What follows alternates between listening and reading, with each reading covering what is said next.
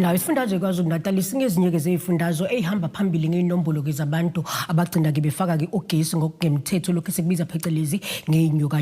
Inkinga ke lenkulu ebhekene ke nazo zonke ke nje izifundazwe ezikhona kuloke izwe laseNingizimu Afrika. Naw lokhu ke kuba nemthelela ke eminingi eholele ekuthenini ke eminye ke imiphakathi ithole ke ingenawo ke ugesi ngenxa ke laba bantu abafaka ugesi bengabhalisiwe ngokusemthethweni ngaphansi kwayo ke inkompani yaka Eskom nokuyiyona ke ephakala ke ugesi kuloke izwe laseNingizimu Afrika. Inkinga ke enkulu le ebhekene naloke izwe laseNingizimu Afrika sihlanganisa naso ke isifundazwe iKwaZulu-Natal. Kanti ke udade wabo Mbele uvela kuyona ke inkampani yaka Eskom kanti ke usebenza kuyona njengayo ke senior manager operations kusona ke isifundazwe iKwaZulu-Natal. Kanti ke sokhuluma kabanzi ngayo ke linkinga nayo ke ebhekene naso ke isifundazwe iKwaZulu-Natal.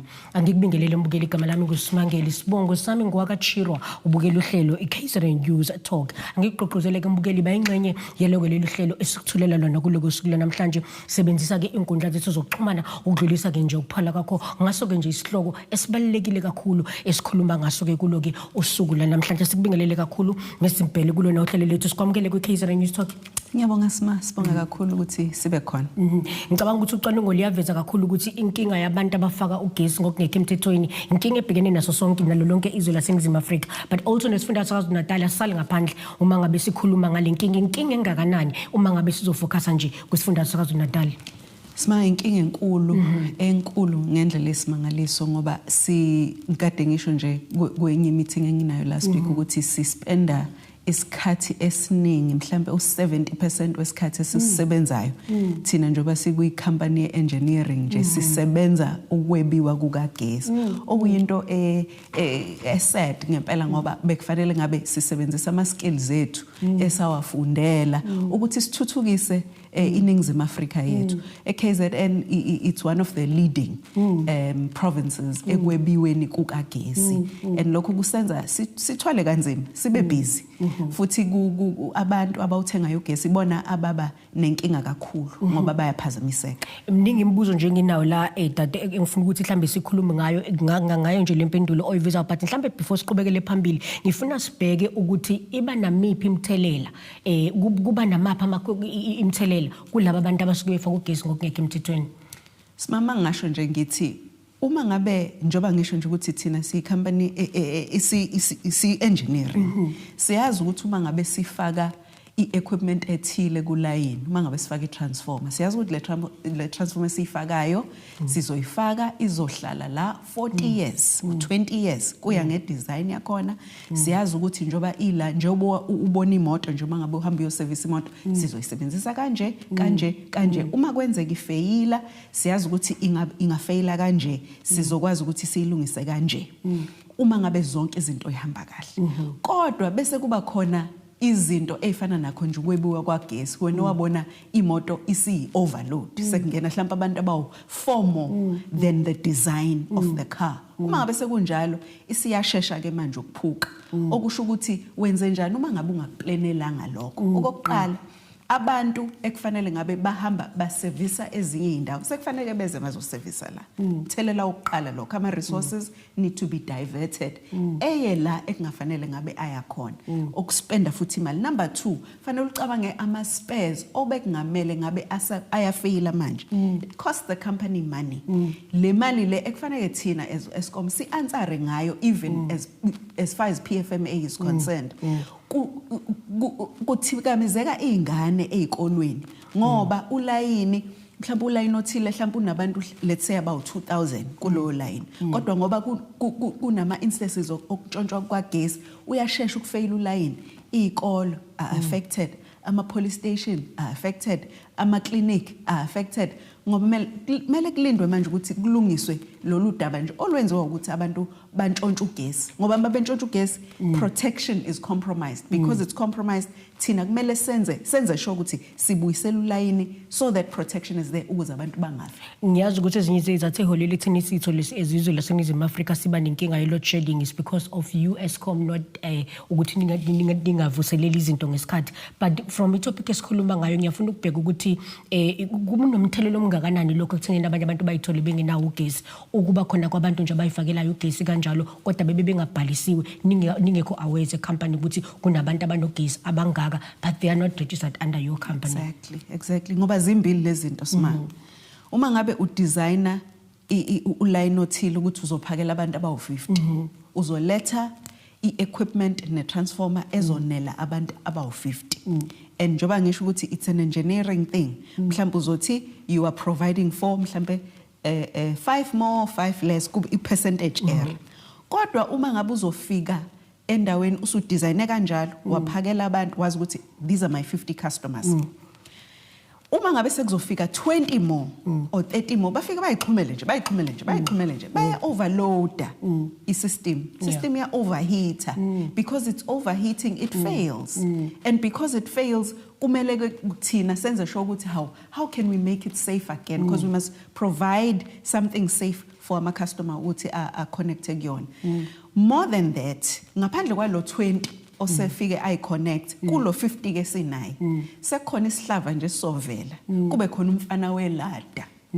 welada ogibelayo umfana welada ofara abantu ukuthi hayi wena yeke indaba ka Eskom mina ngizokwenzela mina ukuthi lo gesi wakho uthole mahhala ungakhokhi lutho a bypass a temporary ngama meter protection is compromised the system is overloaded ngoba umthamo kagesi esivumelene ngawo ngoba sivumelene mina nawe as i-customer lethu ukuthi sivumelene ngokuthi wena uzothola ugesi ongangalo wena usubypassile ke manje wena usufaka u5 liter mase ufaka u5 liter udonsa u5 liter kagesi usukhompромisa bona bonke abantu futhi ngoba awukhokheli wena onisa u2 plate uhamba uyemsebenzini ngoba phela ukhokhela ngithi ugesi pheka izitambu wenze yonke into le abanye baze bathathe itrolley le kube yiyona eyiheat endlini baxhuma ama element baonise what do you think is happening to our infrastructure why singazwelani singabantu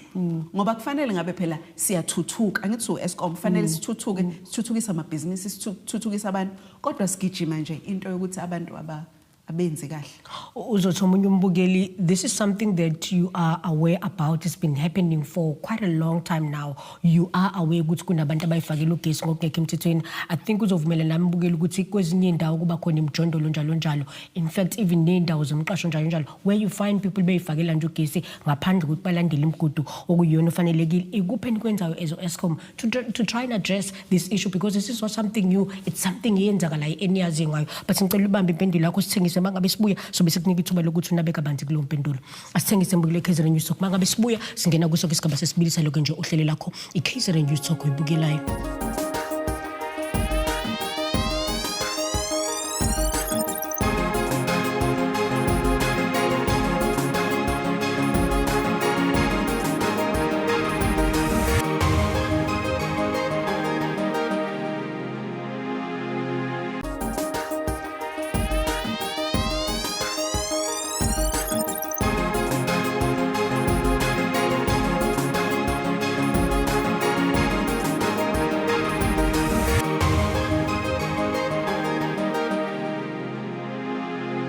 Asibingelele mbukeli sikomkeleke kusoka isigaba sesibili saloke nje uhlelo lakho iKZN News Talk uyibukela igama lami nguSimangeli Sibongo sami ngwakachiro uhlelo loludlala njalo ke ngolesibili isikhathi esodwa u7:30 kwintandokazi kamabona kude wakho i1 KZN TV kanti ke kuloko uhlelo namhlanje sanje lo yena ke uMrs Dade wabo Mpele senior manager operations kuyona ke inkampani ka Eskom esifundazweni ke KwaZulu Natal ke nesikhuluma ke ngesihloko esibalekile kakhulu esithinta ke ukusetshenziswa ke noma ukufaka kagesi ngaphandle ke kokulandela ke imiqathango ebekiwe iyona ke inkampani ka Eskom nokubheka ukuthi ke kuba nami iphike nje imthelela ikakhulukazi njoba abantu abaningi begcine beyithola bengenawo ke ugesi ngenxa yabo ke abantu abasifakela nje ugesi ngaphandle ukuthi baziwe ngaphansi kwayo ke inkampani yaka Eskom angigqugquzele sebenzisa ke inkundla zokuxhumana ukudlulisa ke nje ukuphala kwakho ngaso ke lesi sihloko esibalekile kakhulu esikhuluma ngaso ke kulo ke usukula namhlanje ngiyafisa ukuthi sibhekela mesisimbhela ukuthi omunye umbukeli uzothi you are aware as a company ka Eskom ukuthi there is this challenge ebhekene nani kulona lonke izwe sibheka kakhulu nakuso wesifunda saKwaZulu Natal but what are you doing to try and address this issue egcine affecta nabantu abalandela kahle imithetho abawukhokhelayo futhi Eskom No, ngiyabonga kakhulu ubalekile lo mbuzo obuzayo Sima. Okunye esikwenzayo lokho esikwenzayo namhlanje ukuthi sifike sikhulume openly sithi cha bakithi sinenkinga bahlali sinenkinga.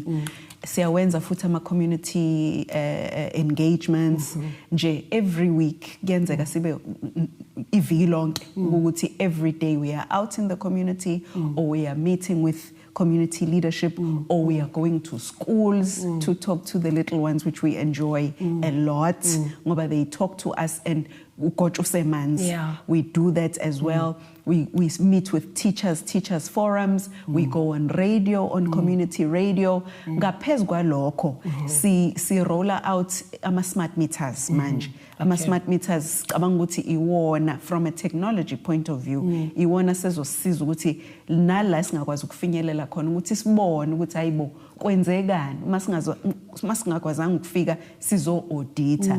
Imeter ngoba smart iyakwazi ukubona ukuthi akuhambe kahle bese iyas notify khona bese siyakwazi ukuthi senze okufanele sikwenze. Do you feel ukuthi with the older meter kukhona la mhlamba benisheka khona emuva as Eskom noma kukhona la mhlamba bekungahambi kahle khona kulawo benikade ninawo?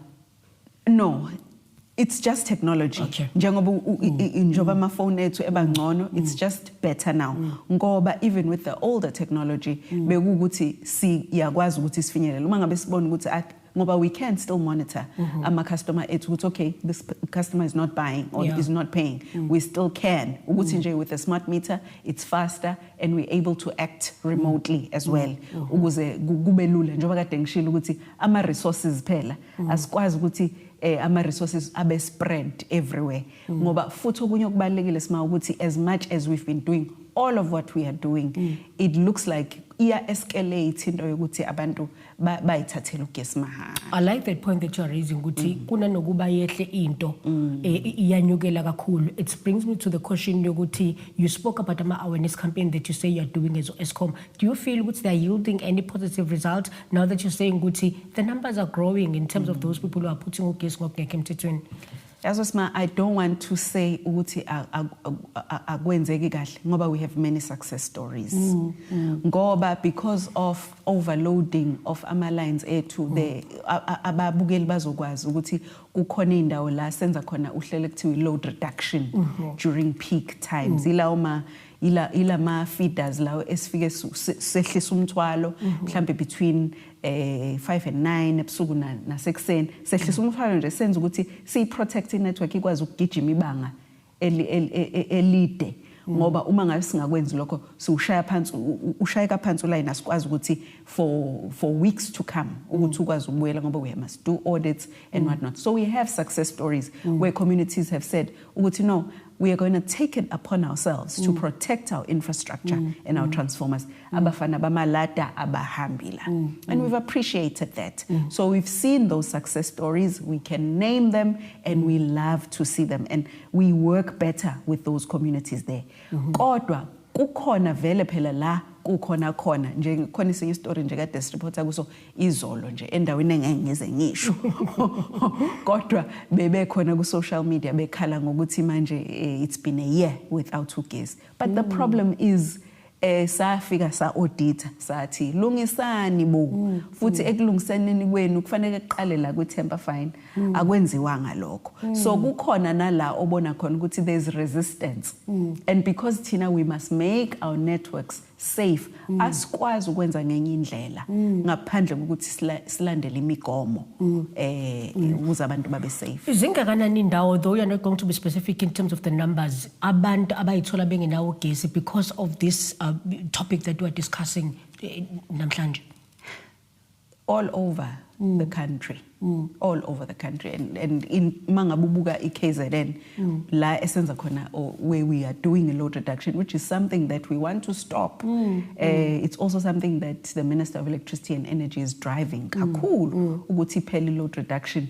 It's more than what we need ngoba sidinga nje ukuthi singayenzi load reduction abantu nje bonke bayidlele lokhu okusepletini labo okugesi abakamelwe kona. And ngiyafuna ukuthi singene kule ukhuluma ngayo mase simbhele lo reduction eniyenza ukuthi iba nemthelelo eminingi we know ukuthi kunamabhizinisi asegcine sevalile because of ukuthi by the time bese besebenza kube kwenzeke yona bese be affected inemthelelo emngakanani just ukuvula amehlo ombukeli mhlawumbe uthatha kancane le topic esikhuluma ngayo oqhubekayo nokuthi ayifakele nje ugesi ngaphandle kokuthi alandele imithetho kufanele ukuthi ayilandele. Nani balaleli obabukeli esilimaza kakhulu ilento yokuthi ngeyikhathi ezicritical labantwana bethu fanele benze ihomework ugesi uyacima ngoba la kukhona omalume abenze izinto ezirong and manje kulo line lo kukhona nesikolo ngoba kunjalo ngoba bayabukelwa abantu ukuthi bathatha ugesi mahala bayishaya phansi transformer and it takes time ukuthi transform ibe restored. So uma ngabe thina sibuka from our control room sibona ukuthi nansi transformer it's overloaded and it's overloaded because abantu bayithathela ugesi mahala. There's pressure on this transformer, it's going to fail rather than ukuthi siyekele ifail asiyisave ngokuthi during peaks siyehlisa umthamo khona izokwazi ukugijima ibangana elithe kuba lide ngoba uma ngabe ungasekho ugesi inhlobo angeke usaba khona nhlobo which is going to affect our children even more. So there's that and there's also an issue of ngoba kukhona kuma police stations for instance uma ngabe khona ubugebengu endaweni abantu mangabe sebazi ukuthi at a certain time awukugesi I mean they plan for crime. So these are all the things ezenzeka kuma communities ethu ekumele nje uma ngabe sifuna ukuyisolve siyisolve kalula ngokuthi sithi take care of the infrastructure siuthenge ugesi esonike wona. Umuntu umbukeli uzobuza ukuthi mhlambe ezizwe laseNingizimu Afrika sibuka isikhathi esingakanani ekuthengeni mhlambe we may find as a country sithole as a country sesingasenayo into ye load reduction but hold impendulo yakho sithengise mangabe sibuya sobe sibheka lokho siphinde sibheke namanye amaphuzu abalekile asithengise mbele iKaizer News mangabe sibuya singena kuso ke sigaba sesibilisa lelo nje uhlelo lakho iKaizer News ukuyibukelayo.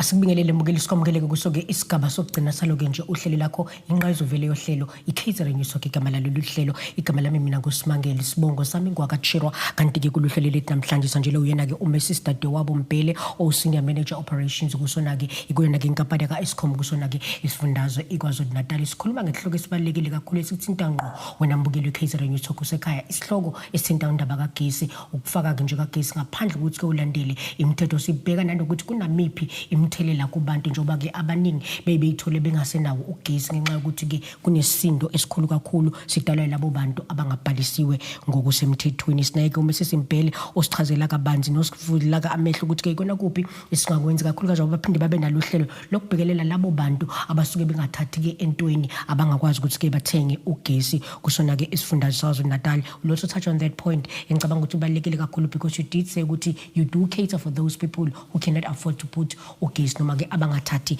ntweni. We'll touch on that but ngaphandle ukuthi singene ku sihlaphe sidlulele kulelo phezulu ngiyafuna ukubheka ukuthi ikona kuphi ke enikwenzayo to try and address lelo daba lolu lakho ke ukufaka kagesi ngaphandle ukuthi abantu balandele imithetho.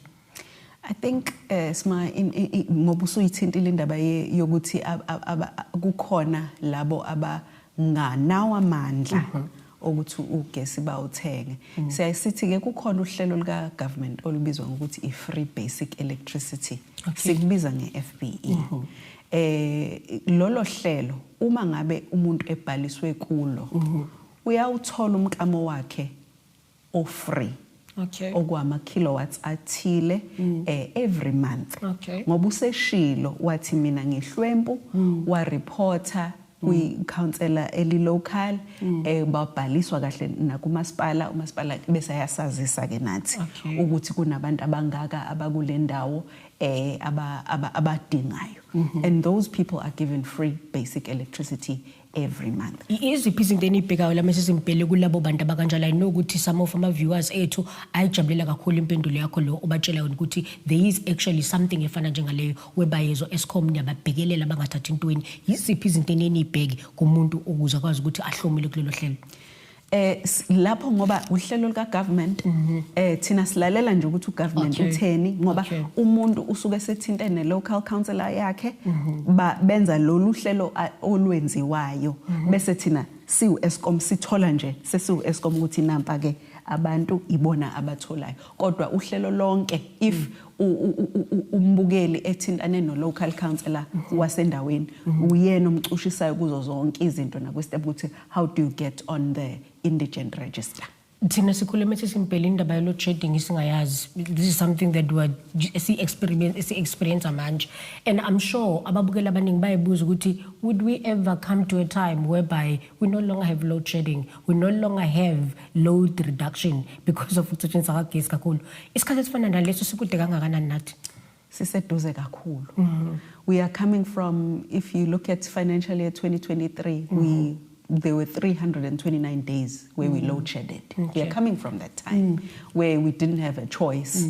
Siwu Eskom bekufanele sehlisa umthamo ngoba besingenayo into yokuthi sifake on the grid. We had problems, but we have recovered. We've done so well, and you can see stability sethu kuyabonakala. I think abalaleli manje or ababukeli abasasikhumbula isikhathi la where we actually on a national scale we had load shedding, and that time is not coming back. Se load shedding into manje esidila nayo is now the protection of our infrastructure distribute ugesi efikisa ugesi emakhaya.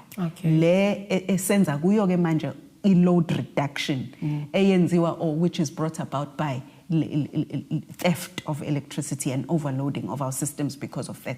Yilokho ke manje sekufanele sidile nakho. Siyaza yini isikhathi ubuzile la singeke sibe khona ne load reduction. Usibekelile uminister uRamkgopa uthe in 18 months sathi siwu Eskom sathi in 3 years.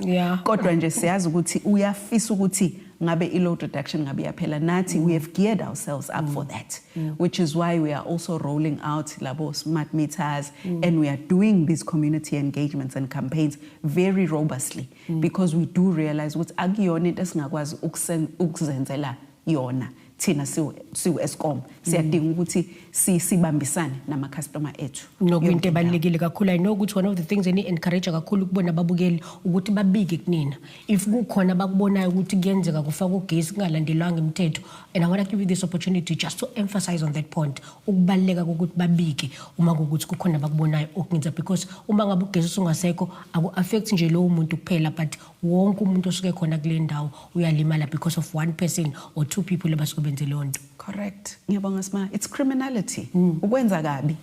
And if into kagesi bekuyinto yami ngedwa ngabe kungcono. Kodwa manje there is interconnectedness. And into eyenziwa umuntu in our interconnected system is affect us sonke. Manje uma ngabe ngingabiki ngicabanga ukuthi kuzokwenzekani. Kumele sibike. Kumele sisho.